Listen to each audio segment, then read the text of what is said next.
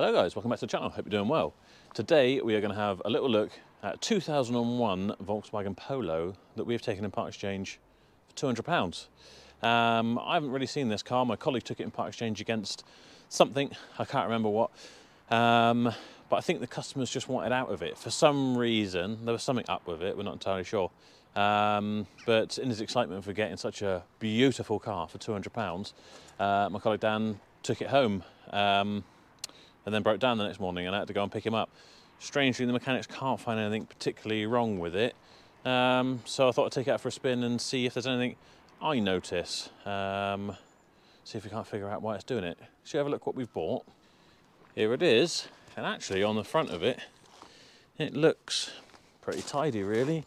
Nice and silver, it's got the alloy wheels. I don't know what specific designation this is, but as you can probably see, it's a 1.4. 51 plate, so a 2001 car. There's no real bodywork issues. It's dirty. Plenty of bird crap on it. It's got a sunroof though. Spec City. Yeah, I can't really see too much to speak of really.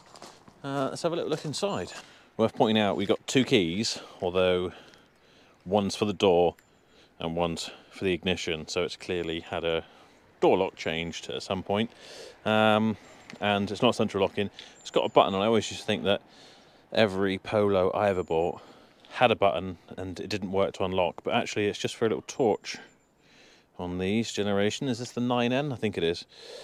If you had a battery in there, that should just operate that little LED torch for finding the keyhole, which you need to use because you haven't got remote central locking. It's a bit grim in here. We've got someone's cold coffee. Oh, we've got some money though. Look at that. We're on the money. Already seeing profit out of this car. So yeah, it definitely needs a good valet in here.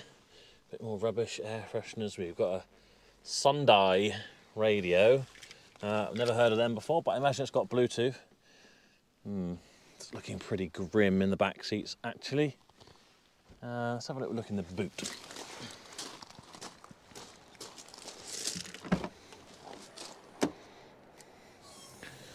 Okay, not too bad. Oh, genuine Volkswagen rubber mats. Although, I've seen better days. What's up here? And we have got spare wheel and jack. It's always a bonus. I wonder if the... No first aid kit. I wouldn't have known they came with a first aid kit, apart from the little first aid badge there. Oh, got a power outlet in the boot. That's pretty modern for this age.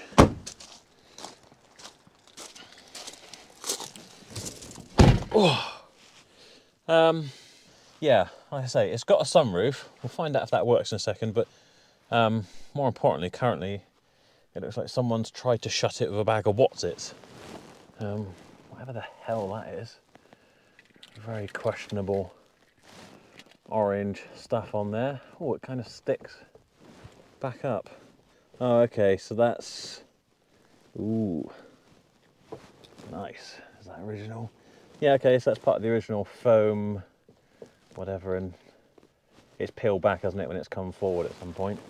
And that's ripped that off and covered it in sticky orange stuff, which just makes it look like Cheeto dust.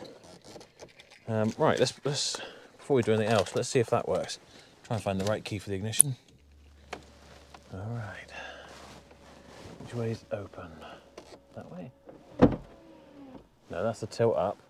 Ah, so this is just for the slidey bit.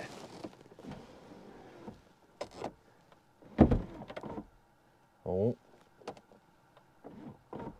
Oh. Am I doing it wrong? Should open up, right? Polo experts might tell me that it's not really doing anything.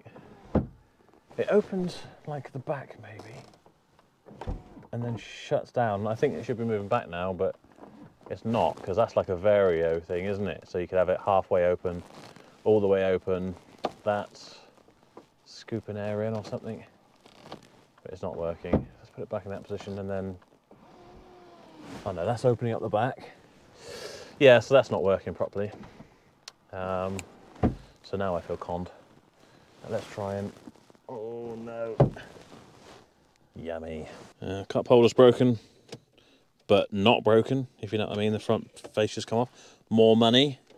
This car has now only cost me £199.87. Oh, we've got an original owner's manual and a locking wheel nut. I wonder if it's got any service history in here. Let's have a quick look. Service schedule. All right.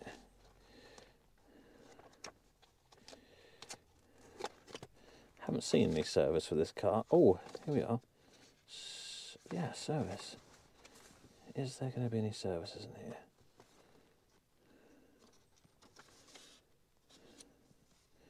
It's got the original customer's details, which I won't try and show you. Oh, okay, here we go.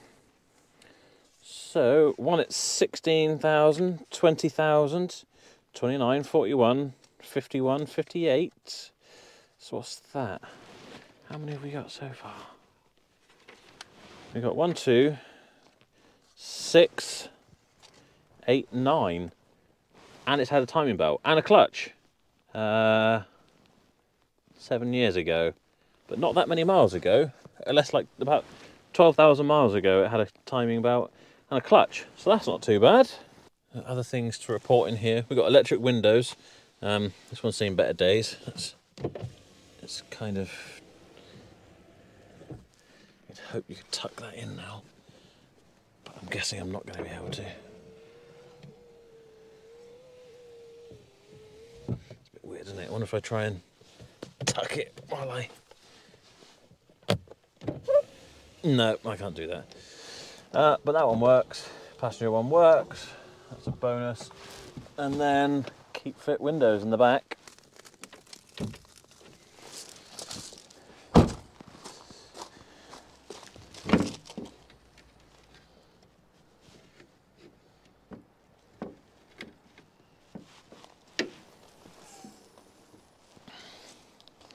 There she is. It looks quite tidy under there. Coolant is looking low. It's under the minimum there. If I can open that. No, we have to have a look at that though.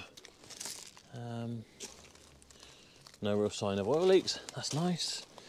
Let's check the oil cap. Looks okay from what you can tell there.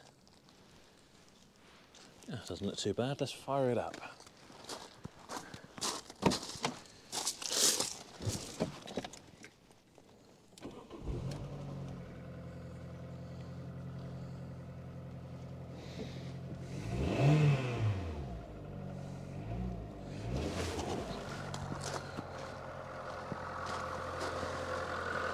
Sounds okay for what it is. Let's take it out for a spin. Oh, it's not going to first very well. There we are, and I've stalled it. Plenty of revs, something you always got to remember when you're in a small engine car. This isn't a big engine diesel. Right.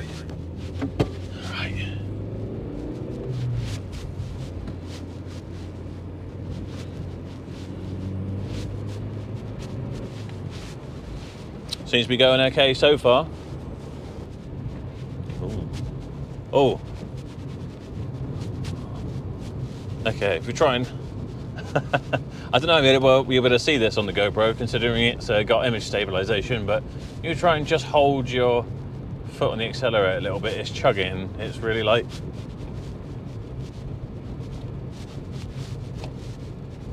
I'm not exaggerating anything here. Whether you can even see that or not, I don't know. But it's sort of chugging along. Whether we've got... I don't know if it's not throwing up an engine management light yet. Oh. Has that just cut out? No, it just felt like it did. Well, we've got something going on ignition-wise, whether that's spark plugs, coil pack, injector maybe. I think it's sort of missing on one cylinder. Under load it's okay. It's like the opposite of a coil pack normally. Well, all the coil pack problems I've had Normally it seems to be okay at low revs and it break up at higher revs.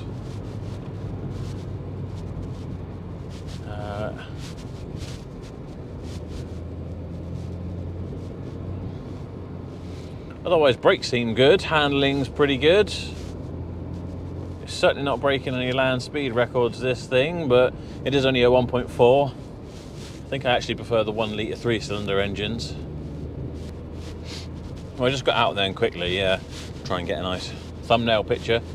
And it definitely seems to be chugging a little bit. There's a little bit of a... It's not hugely obvious, but if you're listening for it, it's there. So we have to check that out. Strange, they couldn't really seem to get anything to show up on diagnosis or anything in the workshop, so it might pay to just get a coil pack. What happened with Dan, who did the part exchange on this car, he took it home, drove it in, and it just cut out and he couldn't get it to start again. But by the time I'd picked him up, dropped him home, and we'd sent out our driver with a recovery truck to go and collect this, he managed to start it and drive it straight back up onto the back of the truck. So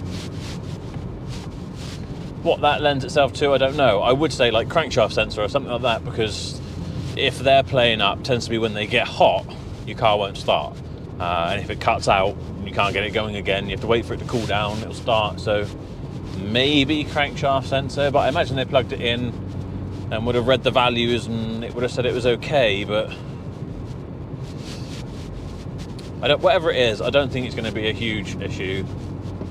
They're pretty simple, these cars. Oh, there's me trying to go for 6th gear, doesn't have it. So, you know, I think under 100 quid, you can probably get a set of spark plugs, coil packs. I don't even know if this is a singular one that feeds all 4 cylinders, or I imagine it would be 4 individual ones, actually. Yeah, you really don't seem to notice anything particularly wrong with this car until you're just offering minimal input, just on the accelerator, and it is lurching like there's no tomorrow. And then say if you're cruising around a corner and you've got minimal input on the accelerator, it's feeling like it's misfiring massively. There's no pops or bangs or anything like that, but it's just the guts drop out of it, basically. If you've ever experienced it, you know exactly what I mean. The good news is, otherwise, it handles lovely. There's no weird noises. There's no suspension clunks or rattles or anything like that. The brakes work very well and they don't feel warped. Steering's good, no play in that. I think it's got pretty decent tyres all around. So really the only issues we've got, other than the fact that you need 2 keys to unlock it and start it, but I think in the price range this car's going to be $795, $895 with 12 months MOT on it. It's not going to matter hugely. We've got pretty good service history, although according to the book it hasn't been serviced in 7 years, which is only 10,000 miles, I might add. So I think we'll start by doing a service, a full service including spark plugs, change the coil packs as well, and maybe put some premium petrol in here with a injector cleaner treatment or something. Just really belt and braces, cover everything there that might cause it to stutter a little bit. And by the time we've got an MOT on it, assuming it doesn't fail on anything, then we're looking at 350 quid, easily going to double your money, if not a little bit more. And I think it's worth the effort. Like I say, it's a really tidy car. Other than a few little interior bits, like the window and the sunroof, we might be able to do something like that, a bit of spray adhesive or something, and we can tuck this in and try and tidy that up. But if not, the same with the key. You know, it's a cheap car, it's a cheap run around for someone. Although the cheap cars do tend to attract the people that expect them to be perfect,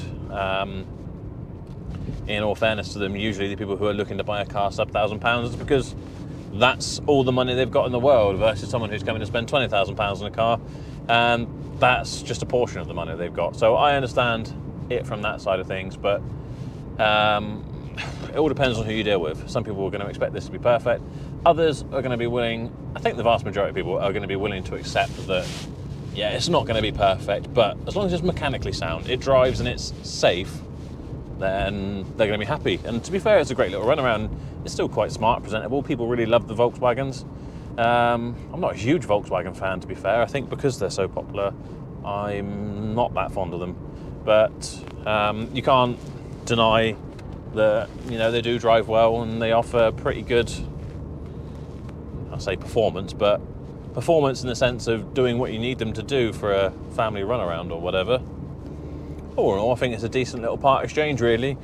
I think maybe I got a bit of an affection for these sorts of cars because it's the sort of cars that I started out trading, really. You try and buy one of these for 500 quid and know that it needs a bit of a clean up and maybe you need to spray the wheels up and fit a tyre or something, put a new MOT on it, and you'd send it out the door for £1,000 and you had a good little profit for your week's work. But I guess maybe because they're simple, you know, you get part exchanges that might be a bit more complicated but still on the cheaper end, and you're lining yourself up for more problems, really. So I like a little hatchback like this, like a little first car. There's always a market for them, so you're never going to go too wrong as long as you buy them cheap enough. So I think this was a pretty good deal. Dan gets to keep his job for another week, and we've got a little bit of work to do in the workshop, and then I reckon it'll fly out the door the following weekend. So if you made it this far and you're not subscribed already, what are you playing at? Press that little button. It's easy as that. You get to see all these videos coming up like this, plus our road trip videos, which if you haven't seen, we've just been to the Black Mountains in Wales and to the Black Mountain Pass, which is absolutely gorgeous. I've just bought myself a new car as well, so there's going to be lots of projects on that, and my BMW 7 Series as well. I've got videos that I'm tending to make over the Christmas period for that. You don't want to miss out. Make sure you drop the video a like, leave a comment, and I will see you in the next video.